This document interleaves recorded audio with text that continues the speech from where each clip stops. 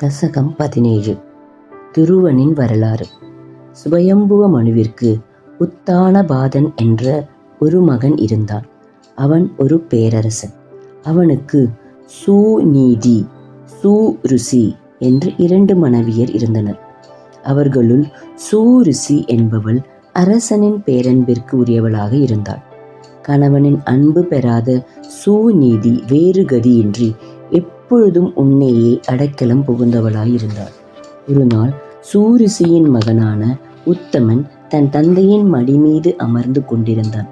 அதை கண்டு சூநிதியின் மகனான துருவன் தானும் தன் தந்தையின் மடி மீது ஏறி அமர முயன்றான். அப்பொழுது சூருசி அந்த குழந்தையை இகழ்ந்து விலக்கினாள்.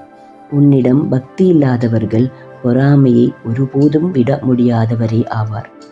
உனது மாயையால் மதிமயங்கியவனும் தன் மனைவிக்கு வயப்பட்டவனுமான தன் தந்தை பார்த்து கொண்டிருந்த போதே கடுஞ்சொற்களால் பெரிதும் புண்படுத்தப்பட்ட துருவன் தன் தாயிடம் சென்றான். அவளும் மனிதர்களுக்கு தங்கள் கருமத்தின் பயனை கடக்க உன் திருவடிகளே அடைக்கலம் என்று தன் குழந்தைக்கு அறிவுரை கூறினாள். 5 வயது பாலகனான இருந்தாலும் அவமானம் தாங்காமல் தாயாரின் சொல்லை கேட்டு தங்களை ஆராதனை செய்ய மனதில் நிச்சயித்து கொண்டு நாட்டை விட்டு வெளியேறினான். நடுவழியில் நாரத முனிவரை கண்டான்.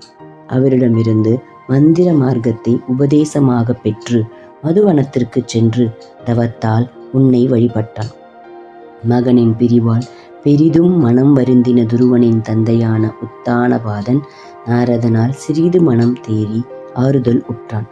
அந்த குழந்தையான துருவனோ உன்னிடம் மனதை அர்ப்பணம் செய்து நாளடைவில் கடுந்தவத்தில் 5 மாதங்களை கழித்தான்.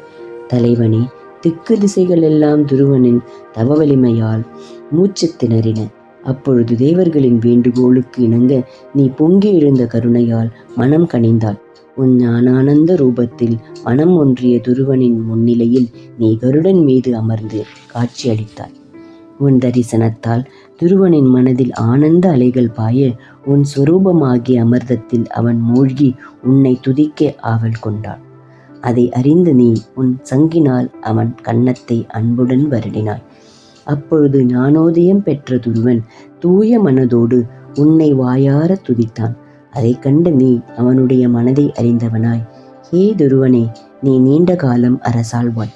பிறகு எல்லாவற்றிலும் மிக சிறந்ததும் திருப்பம் காணாததும் ஆகிய துருவபதம் என்ற சாஸ்வதமான இடத்தை அடைவாய் என்று துருவனுக்கு அனுகிரகம் செய்தாள்.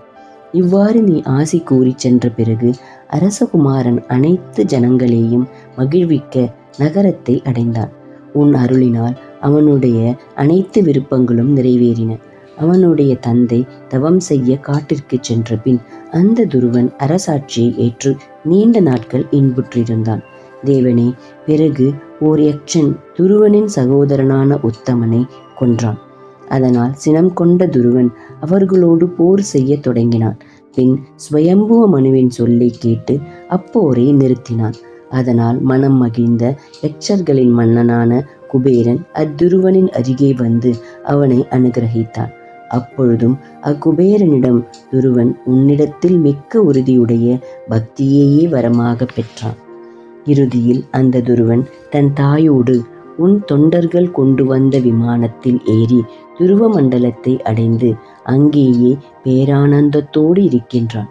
குருவாயூரின் தலைவனே, இப்படி உன் அடியார்களை காப்பதில் இலகிய உள்ளத்தை உடைய ஓ குருவாயூரப்பா, நீயே என் நோய்களின் கூட்டங்களை விலக்கி அருள வேண்டும். ஹரே ராமா ராம ராமா ஹரே ஹரே, ஹரே கிருஷ்ணா கிருஷ்ண கிருஷ்ணா ஹரே ஹரே. நாராயண நாராயண நாராயண.